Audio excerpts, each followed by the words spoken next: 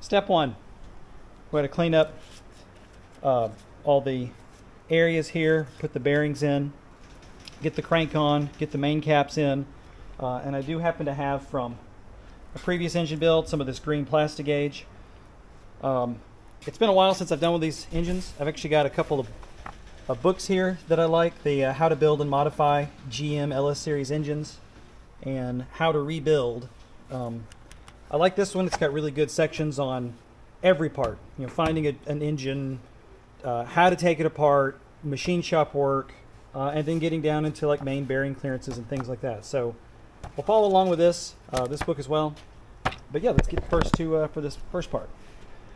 Oh, and we talked about this not long ago. Our list. We've got to find our markers because we've got some things. There we go. Thank you. Junkyard 5.3, teardown. Done. Machine shop work. Done. Rebuild kit got from the machine shop. Wire harness PCM still to do. Transfer case. Done. Rebuild, yes. Not doing that. New fluid purchased, but not in yet. Jeep body. Bushings. It's in progress. Diff gaskets, did the front. Remove motor mounts. Done. Shocks. We did front, and brakes we did front. So how about if we do front and rear. Let's knock the front off. Front, rear, knock the brakes off. Clean firewall and paint. Still need to do this. I think we're looking pretty good. Good reminder, thank you. Sweet. We've got the main caps down. We are torquing the side bolts per the book. Just to make sure, it says to do it. Right there. We've got everything else torqued down in order. So I'll get these couple on. And then we'll take them off and I'll capture the video again of what the plastigage looks like.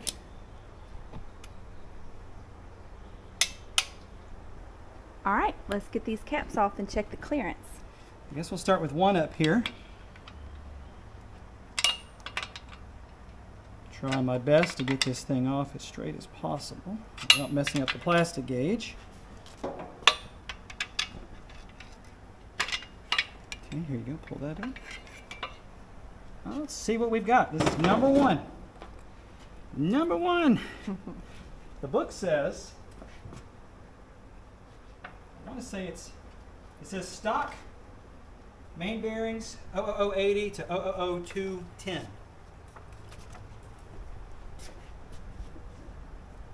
So 0002, and plastigage only gets so accurate.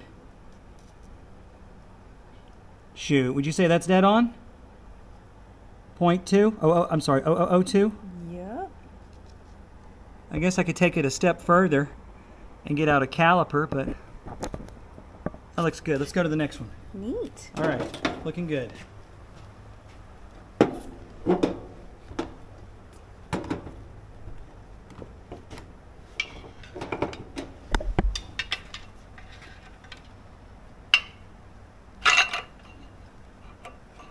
Go ahead and set those to the side. We'll keep going. Easy does it.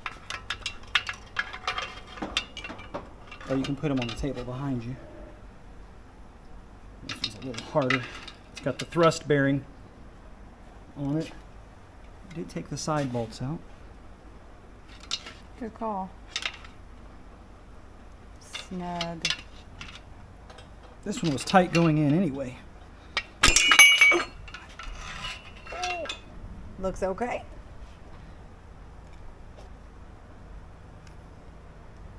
Oh, the cap came off.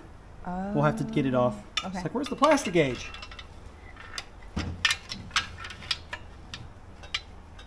A little easier. There you go. And numero 5.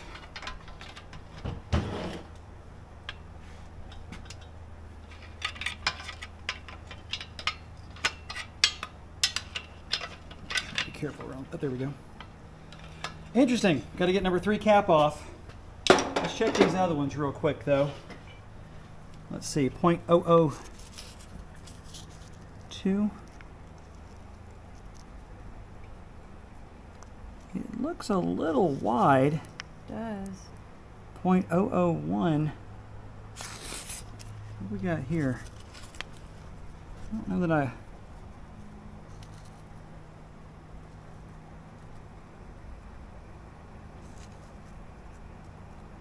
That one's I need to also... look on the box and see if it says anything about the rest of these.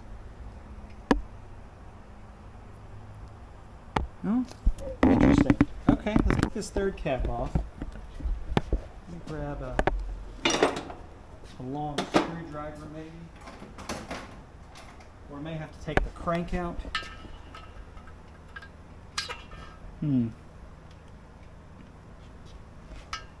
That is really in there.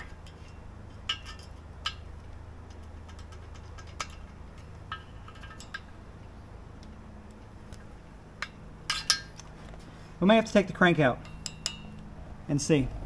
Okay. And I gotta look on the box of those other bearings and see if maybe they polish these to a certain amount and it's not following a stock. The machine shop told me when I picked it up, I don't have to measure anything, but I wanted to. And they said just run it. So we'll see. Okay. All right. Okay, after a little bit of research, some consideration, apparently plastigage does have a shelf life, and I guess that makes sense, it's plastic. When we opened this up, we couldn't get this out, and that is brittle. And so now I'm wondering, it's like I can't even see, look at that, it just kind of tears apart. The other was stuck here but loose, but I bought this when I built the motor in the Datsun easily At least 7 years ago, 6 years ago? something like that. Oof. Yeah, I think it's been that long. Mm-hmm. Or at least I did that part of it that long ago. So I'm not going to trust this plastigage. Mm-hmm. The measurements are all over the place. Maybe I'll see if we can get some locally. Mm-hmm. If not, I'll have to order some online. But I would rather pause at this step and make sure this is right than just say, you know, it's good and send it. Better to make it right. Yeah, better to make it right. I could talk to the machine shop or maybe order a set of bearings that are like 0.0001 under and then redo this if I need to. Mm-hmm. But let's start with the plastigage and pause here. Round 2, about some new plastigage, and it's definitely more pliable than that stuff we had. We've torqued everything down and we're ready to remove caps and see. So let's do the reveal together. Trying to be super easy here. Okay, you want to set that down? We'll just go to the next one, then we'll measure them all. Eyeballing, that looks pretty good. Let's see what our second one's got. Ooh, perfect. Okay, looks a little big again.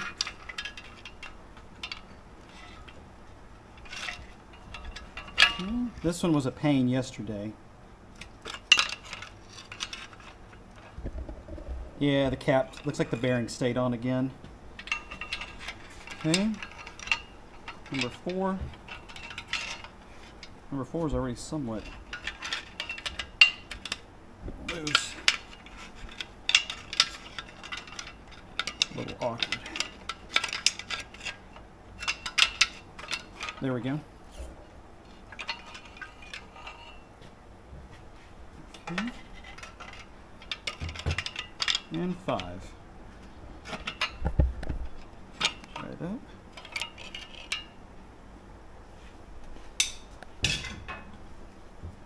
Alrighty, so let's see. This one looks right again. It's millimeters. Let's see what we've got here. I can't see. About 0.002, which is pretty good. It's not wide like the other one.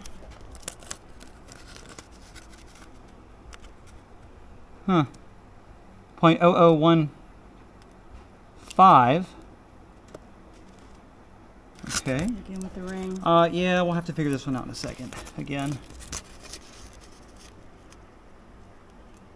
Sort of 0.0015. And 0.0015. I mean, they're consistent. It's a little tight from spec in the book. Let's work on getting this off real quick. I think yesterday we had to pick the crank up to get this off here. There we go.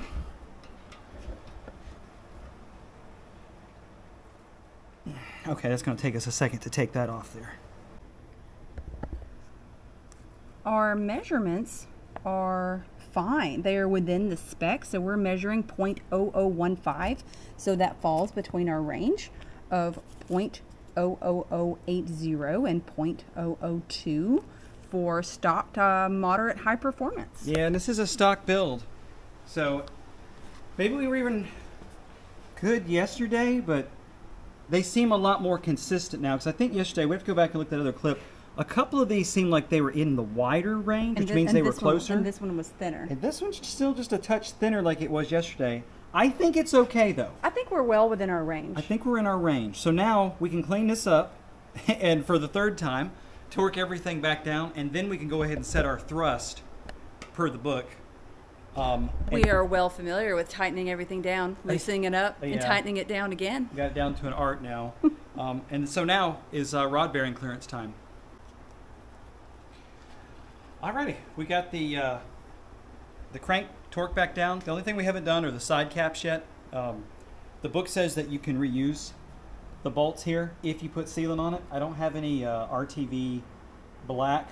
I think black, maybe copper, so we'll have to get some of that. But we've got all this torqued down, assembly lube on everything, and can easily spin it by hand.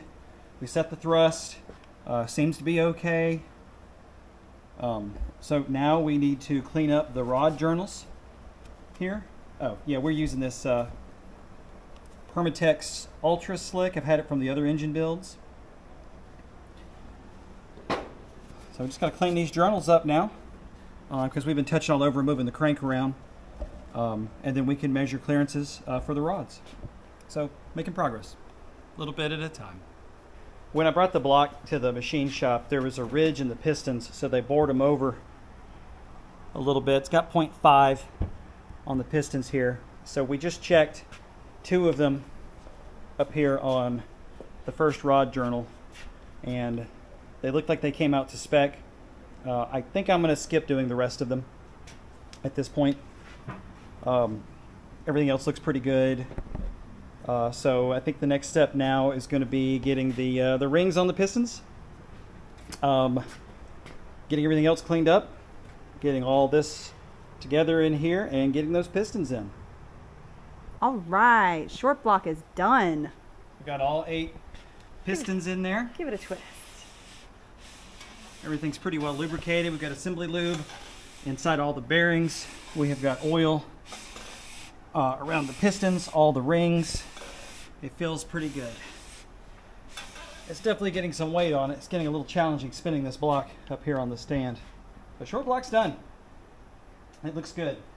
Next up, we'll get the camshaft in, and oil pump. We gotta get the oil pump correctly aligned, get all the timing stuff on.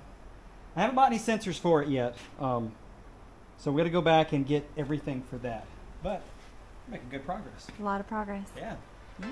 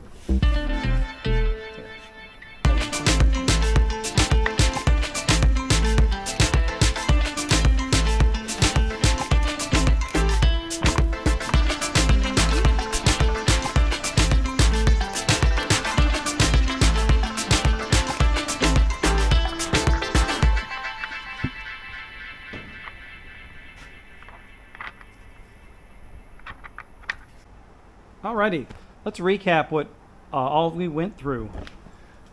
So obviously, pistons, rods, crank, all the bearings are in, all measured. And we have gone as far as to get all the timing on. The timing is set with the dots together. I've got the front cover on, aligned, got the front bearing pushed in. We just torqued the oil pan after letting the RTV sit in all four corners.